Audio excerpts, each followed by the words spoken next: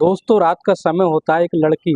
एक खूबसूरत लड़की अंडरगारमेंट पहनकर दिल्ली की सड़क पर निकली होती है। तभी उसके पीछे पीछे कुछ लड़के जो होते हैं वो जाने लगते हैं। जाने के बाद उसका पीछा करते हैं। जब पीछा करने के बाद वो लड़की ऐसी जगह झाड़ियों के पास रुक जाती है, हमारे साथ चलोगी।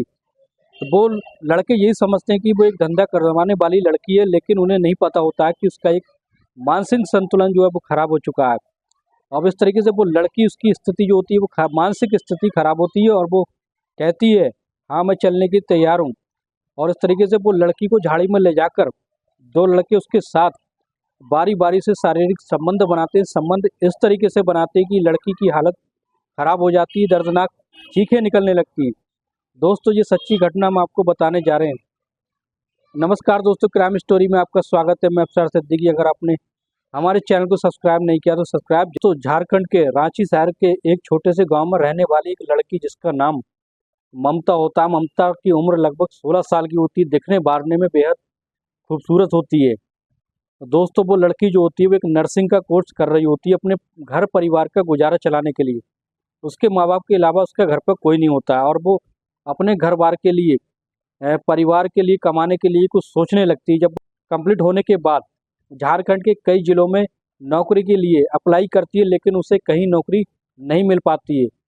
वहाँ कोई भी वैकेंसी खाली नहीं होती। अब तो वो लड़की ममता बहुत परेशान हो जाती है। परेशान होने के बाद उसके कॉलेज का एक फ्रेंड होता है, जो कॉलेज का एक फ्रेंड होता है जिसका नाम राहुल होता है। राहुल से वो कॉल करके, फ़ोन करके कहती है, राहुल दिल्ली में जॉब कर रहा होता है। और राहुल से कहती है कि अगर नर्सिंग में मेरे लिए दिल्ली में कोई वैकेंसी हो तो मुझे ज़रूर बताना। अब इस तरीके से राहुल कहता है अगर मैं सर्च करूँगा, अगर कोई वैकेंसी होगी तो तुम्हें ज़रूर बताऊँगा।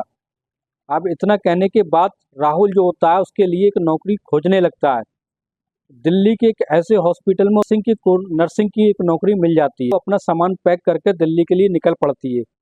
अब दिल्ली में जब उसकी नौकरी लग जाती है तो दोस्तों ममता जो होती है बड़ा खुश होती है। अपने दोस्त उसके साथ मिलकर पार्टी करती है कि उसने उसको नौकरी पर लगवाया था। उसकी तनख्वाह शुरुआत में लगभग 12,000 की तनख्वाह होती है। और धीरे धीरे वो आगे बढ़ाने के लिए भी कहता है। वो राहुल का शुक्रिया अदा करती है और राहुल भी उसको मिलकर, अपनी फ्रेंड से मिलकर ममता से बड़ा खुश होता है। ममता दिखने बारने में बेहद खूबसूरत होती है। अब राहुल जो सोचने लगता है कि ये ममता अकेली कहाँ रहेगी, और उससे कहता है कि तुम मेरे पास ही अगर रह लो, मैं अकेला रहता हूँ, अगर तुम मेरे साथ कमरे में रह सकती हो। लेकिन दोस्तों आज के माहौल के हिसाब से ममता जो सोचने लगती है, गांव की पढ़ी लिखी लड़की होती है, वो सोचने लगती है कि मैं अगर इसके साथ रहूँगी तो ज़माना क्या सोचेगा, और इस तरीके से वो मना कर देती है। लेकिन फिर वो अकेले रहने से भी डरने लगती है। और फिर एक दिन वो ये सहमति बना लेती है, हॉस्पिटल में ही ऐसी गुजारा करने लगती है।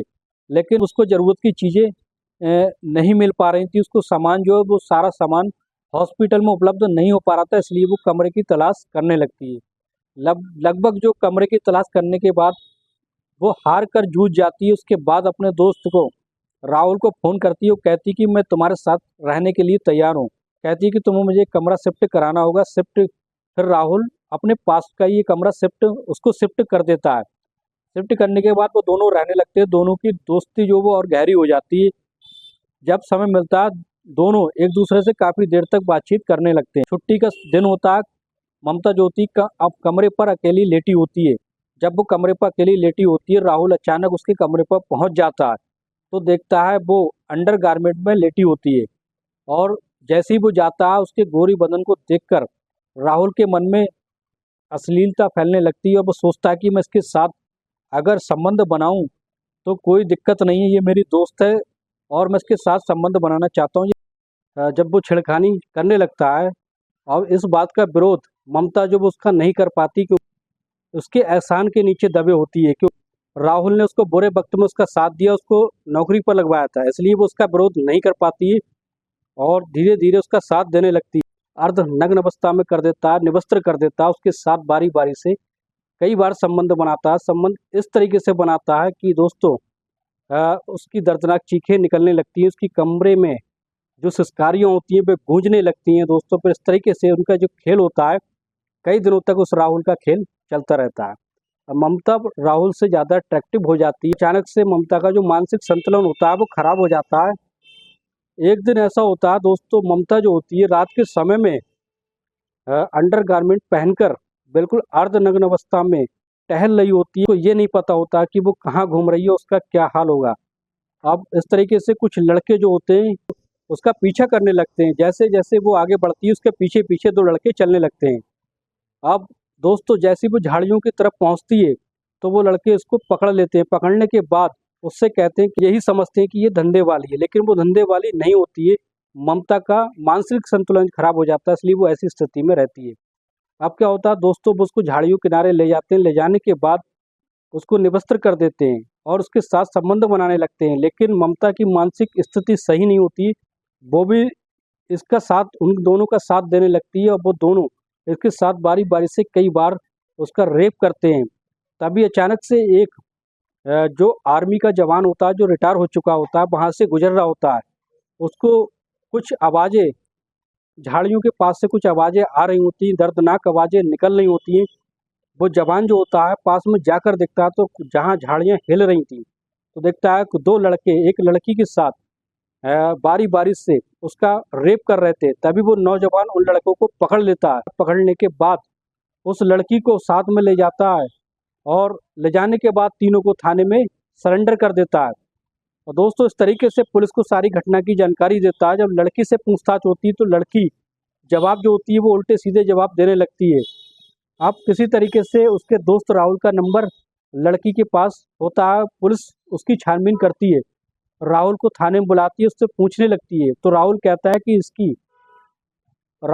है कि ये लड़की ममता नर्सिंग हॉस्पिटल में नर्सिंग की जॉब करती है। इसकी इसकी मानसिक स्थिति सही नहीं है, इसलिए ये लड़कों के साथ उनका साथ दे रही थी, वो उसका बलात्कार कर रहे थे, लेकिन ये समझ नहीं पा रही थी कि वो उसका रेप कर रहे हैं। उन लड़कों वो लड़के इसका पूरे तरीके से फायदा उठा रहे थे। उन लड़कों के खिलाफ जो एफआईआर दर्ज हो जाती है, उनको थाने में रेप के केस में थाने में बंद कर दिया जाता है और उनको सजा दिलवा दी जाती है। इससे आर्मी के रिटायर जवान ने उस लड़की की जान बचाई, बल बचाई और उन लड़कों से भी बचाया।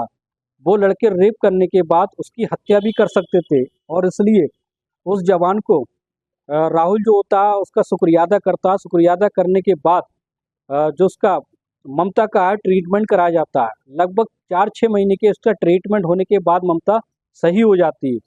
जब सही हो जाती है तो राहुल और ममता जो होते हैं वो एक दूसरे के साथ शादी कर लेते हैं और दूसरे के साथ शादी करने के बाद वहीं पर दिल्ली में ही शिफ्ट हो जाते हैं और वहीं रहने लगते हैं। कहानी को सुनाने का मकसद किसी की भावना को ठेस पहुंचाना नहीं, बल्कि सच्ची घटनाओं को आपके सामने लाना होता है।